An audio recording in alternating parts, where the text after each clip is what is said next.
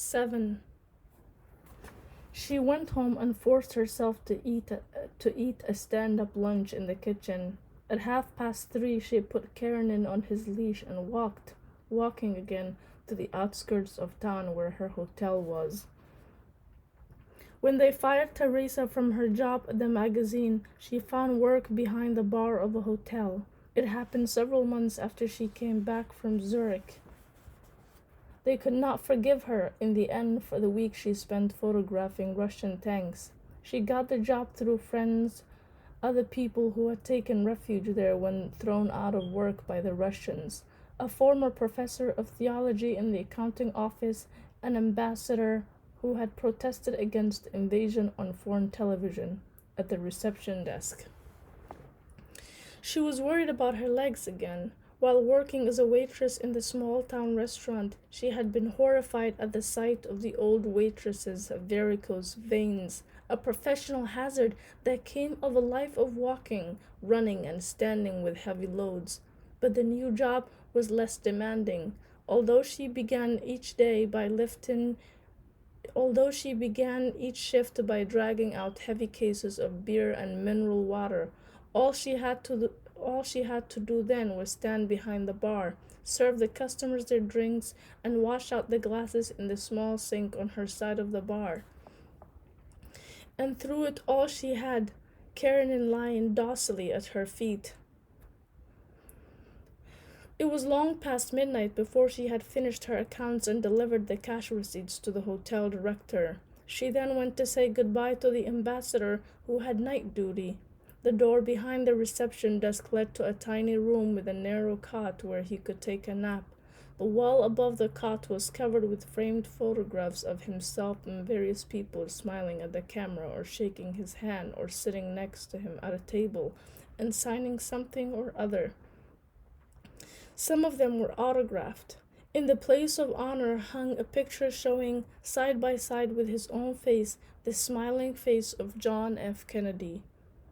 When Teresa entered the room that night, she found him talking not to Kennedy, but to a man of about 60, whom she had never seen before and who fell silent as soon as he saw her. "It's all right," said the ambassador. "She's a friend. You can speak freely in front of her." Then he turned to Teresa. "His son got 5 years today."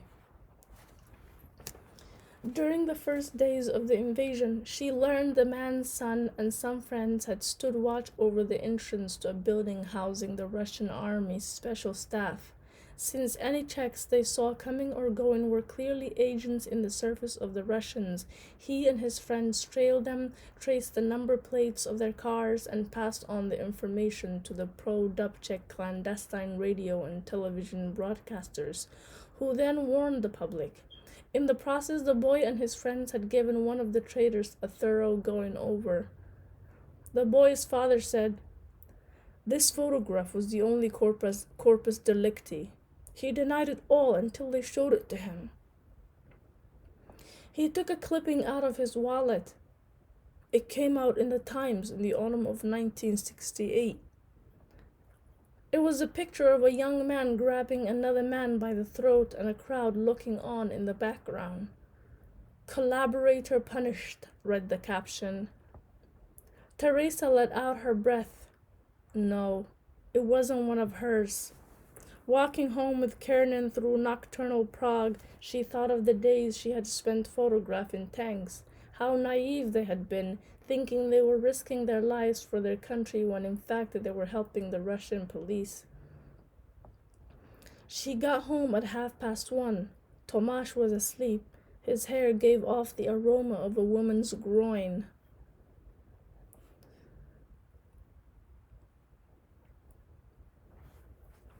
8. What is flirtation? One might say that it is behavior leading another to believe that sexual intimacy is possible while preventing that possibility from becoming a certainty. In other words, flirting is a promise of sexual intercourse without a guarantee. When Teresa stood behind the bar, the men whose drinks she poured flirted with her. Was she annoyed by the unending ebb and flow of flattery, double entendres, off-color stories, propositions, smiles, and glances? Not in the least. She had an irresistible desire to expose her body, that alien body that she wanted to expel into the big wide world, to the undertow. Tomasz kept trying to convince her that love and lovemaking were two different things. She refused to understand. Now she was surrounded by men she did not care for in the slightest. What would making love with them be like? She yearned to try it, if only in the form of that no guarantee promise called flirting. Let there be no mistake. Teresa did not wish to take revenge on Tomasz. She merely wished to find a way out of the maze. She knew that she had become a burden to him. She took things too seriously, turning everything into a tragedy, and failed to grasp the lightness and amusing insignificance of physical love. How she wished she could learn lightness. She yearned for someone to help her out of her anachronistic shell. If for some women flirting is second nature, insignificant routine, for Teresa it had developed into an important field of research with the goal of teaching her who she was and what she was capable of. But by making it important and serious, she deprived it of its lightness, and it became forced, labored, overdone. She disturbed the balance between promise and lack of guarantee, which when maintained is a sign of flirtistic virtuosity. She promised too ardently, and without making it clear that the promise involved no guarantee on her part, which is another way of saying that she gave everyone the impression of being there for the taking.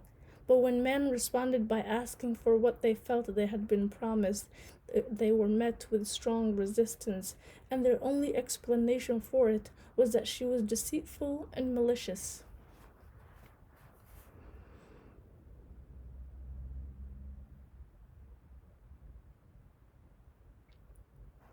Nine. One day, a boy of about 16 perched himself on a bar stool and dropped a few provocative phrases that stood out in the general conversation like a false line in a drawing, a line that can be neither continued nor erased. "That's some pair of legs you've got there." "So you can see through wood," she fired back. "I've watched you in the street," he responded, but by then she had turned away and was serving another customer. When she had finished, he ordered a cognac. She shook her head. "But I'm 18, he objected. "May I see your identification card?" Teresa said. "You may not," the boy answered. "Then how about a soft drink?" said Teresa. Without a word, the boy stood up from the bar stool and left. He was back about half-hour later. With exaggerated gestures, he took a seat at the bar. There was enough alcohol on his breath to cover a 10-foot radius. "Give me that soft drink," he commanded. "Why, you're drunk," said Teresa. The boy pointed to a sign hanging on the wall behind Teresa's back. "Sale of alcohol beverages to minors is strictly prohibited." "You are prohibited from serving me alcohol," he said, sweeping his arm from the sign to Teresa. "But I'm not prohibited from being drunk." "Where did you get so drunk?" Teresa asked. "In the bar across the street," he said, laughing, and asked again for a soft drink. "Well, why didn't you stay there?" "Because I wanted to look at you," he said. "I love you." His face contorted oddly as he said it, and Teresa had trouble deciding whether he was sneering, making advances, or joking. Or was he simply so drunk that he had no idea what he was saying? She put the soft drink down in front of him and went back to the other customers. The "I love you" seemed to have exhausted the boy's resources. He emptied his glass in silence, left money on the counter, and slipped out before Teresa had time to look up again. A moment after he left, a short, bald-headed man, who was on his third vodka, said, "You ought to know that serving young people alcohol is against the law." "I didn't serve him alcohol. That was a soft drink." "I saw where you slipped into it." "What are you talking about?" "Give me another vodka," said the bold man, and added, "I've had my eye on you for some time now." "Then why not be grateful for the view of a beautiful woman and keep your mouth shut?" interjected a tall man who had stepped up to the bar in time to observe the entire scene. "You stay out of this," shouted the bold man. "What business is it of yours?" "And what business is it of yours, if I may ask?" the tall man retorted. Teresa served the bold man his vodka. He downed it at one gulp, paid, and departed. "Thank you," said Teresa to the tall man. "Don't mention it," said the tall man, and went his way too.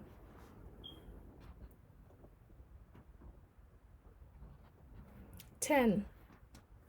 A few days later, he turned up at the bar again. When she saw him, she smiled at him like a friend.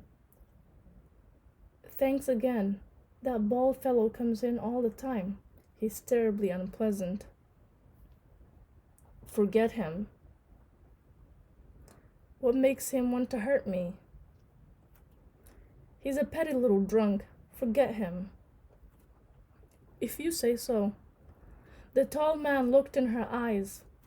"Promise?" "I promise." "I like hearing you make me promises," he said, still looking in her eyes. The flirtation was on, the behavior leading another to believe that sexual intimacy is possible, even though the possibility itself remains in the realm of theory, in suspense.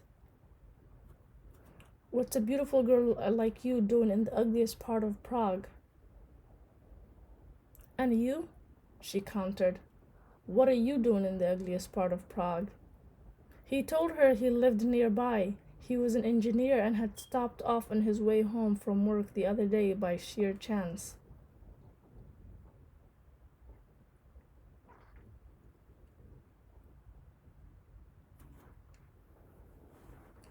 "11. When Teresa looked at Tomasz, her eyes went not to his eyes, but to a point 3 or 4 inches higher, to his hair, which gave off the aroma of other women's groins. "I can't take it any more, Tomasz. I know I shouldn't complain. Ever since you came back to Prague for me, I've forbidden myself to be jealous. I don't want to be jealous. I suppose I'm just not strong enough to stand up to it. Help me, please." He put his arm in hers and took her to the park where years before they had gone on frequent walks. The park had red, blue, and yellow benches. They sat down. "I understand you." "I know what you want," said Tomasz. "I've taken care of everything. All you have to do is climb Petrin Hill." Petrin Hill. She felt a surge of anxiety. "Why Petrin Hill?" "You'll see when you get up there." She was terribly upset about the idea of going. Her body was so weak that she could scarcely lift it off the bench, but she was constitutionally unable to disobey Tomasz. She forced herself to stand. She looked back. He was still sitting on the bench, smiling at her almost cheerfully. With a wave of the hand, he signaled her to move on. 12. Coming out of the foot of Petrin Hill, the great green mound rising up in the middle of Prague, she was surprised to find it devoid of people. This was strange, because at other times half of Prague seemed to be milling about. It made her anxious, but the hill was so quiet and the quiet so comforting that she yielded fully to its embrace. On her way up, she paused several times to look back. Below her she saw the towers and bridges. The saints were shaking their fists and lifting their stone eyes to the clouds. It was almost beautiful. It was the most beautiful city in the world. At last she reached the top, beyond the ice cream and souvenir stands, none of which happened to be open. Stretched a broad lawn spotted here and there with trees. She noticed several men on the lawn. The closer she came to them, the slower she walked. There were 6 in all.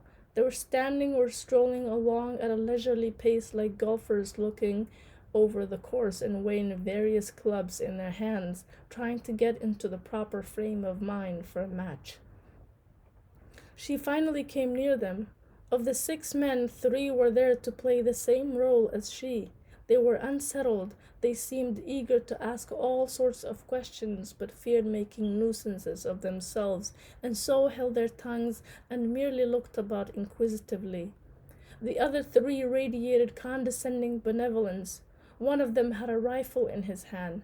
Spotting Teresa, he waved at her and said with a smile, "Yes, this is the place." She gave a nod in reply, but still felt extremely anxious. The man added, "To avoid an error, this was your choice, wasn't it?" It would have been easy to say, "No, no, it wasn't my choice at all," but she could not imagine disappointing Tomasz. What excuse, what apology could she find for going back home? And so she said, "Yes, of course, it was my choice." The man with the rifle continued, "Let me explain why I wish to know. The only time we do this is when we are certain that the people who come to us have chosen to die of their own accord. We consider it service."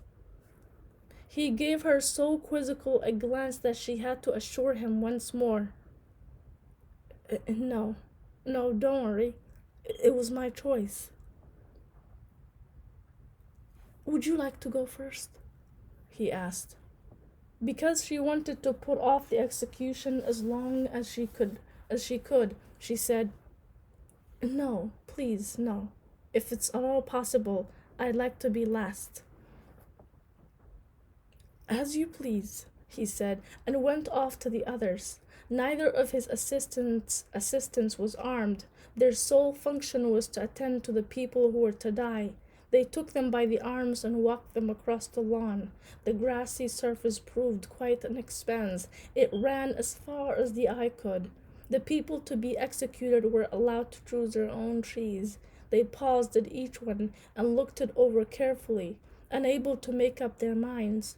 2 of them eventually chose plain trees, but the third wandered on, no tree apparently striking him as worthy of his death.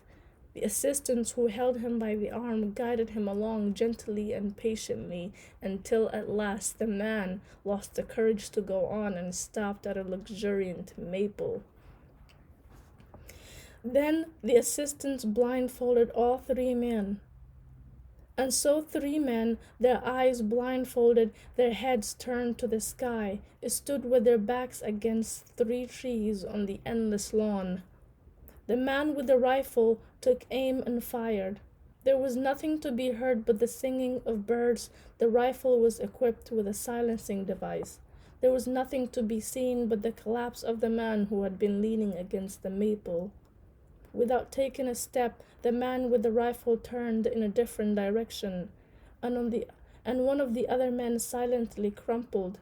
And seconds later, again the man with the rifle merely turned in place. The third man sank to the lawn. 13. One of the assistants went up to Teresa. He was holding a dark blue ribbon. She realized he had come to blindfold her. "No," she said, shaking her head. "I want to watch."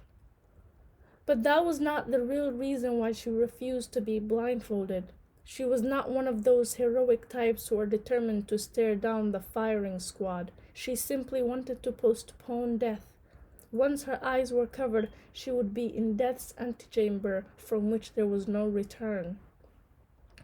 The man did not force her, he merely took her arm. But as they walked across the open lawn, Teresa was unable to choose a tree. No one forced her to hurry, but she knew that in the end she would not escape. Seeing a flowering chestnut ahead of her, she walked up and stopped in front of it. She leaned her head back against its trunk and looked up. She saw the leaves resplendent in the sun. She heard the sounds of the city, faint and sweet, like thousands of distant violins. The man raised his rifle. Teresa felt her courage slipping away. Her weakness drove her to despair, but she could not do anything to counteract it. "But it wasn't my choice," she said. He immediately lowered the barrel of his rifle and said in a gentle voice, "If it wasn't your choice, we can't do it. We haven't the right." He said it kindly, as if apologizing to Teresa for not being able to shoot her if it was not her choice. His kindness tore at her heartstrings, and she turned her face to the bark of the tree and burst into tears.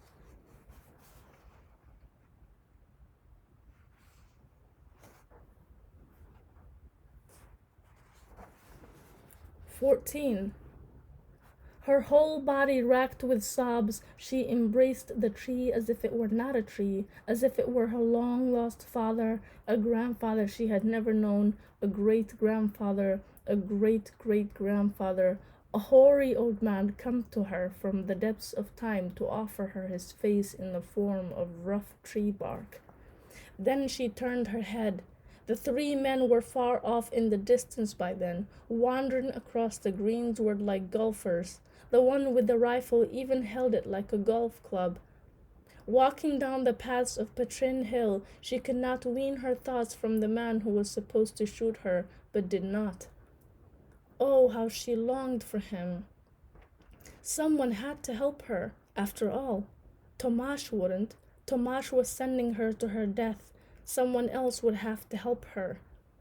The closer she got to the city, the more she longed for the man with the rifle and the more she feared Tomasz. He would never forgive her for failing to keep her word. He would never forgive her her cowardice, her betrayal. She had come to the street where they lived and knew she would see him in a minute or two. She was so afraid of seeing him that her stomach was in knots and she thought she was going to be sick.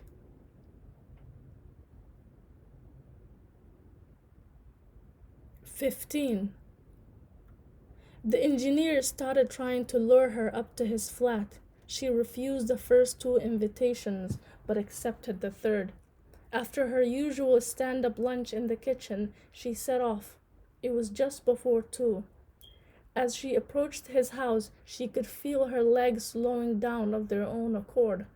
But then it occurred to her that she was actually being sent to him by Tomasz. Hadn't he told her time and again that love and sexuality have nothing in common? Well, she was merely testing his words, confirming them. She could almost hear him say, "I understand you. I know what you want. I have taken care of everything. You'll see when you get up there." Yes, all she was doing was following Tomasz's commands. She wouldn't stay long enough for a cup of coffee, long enough to feel what it was like to reach the very border of infidelity. She would push her body up to the border, let it stand there for a moment at the stake, and then, when the engineer tried to put his arm around her, she would say, as she said to the man with the rifle on Patrin Hill, "It wasn't my choice." Whereupon the man would lower the barrel of his rifle and say in a gentle voice, "If it wasn't your choice, I can't do it. I haven't the right." And she would turn her face to the bark of the tree and burst into tears.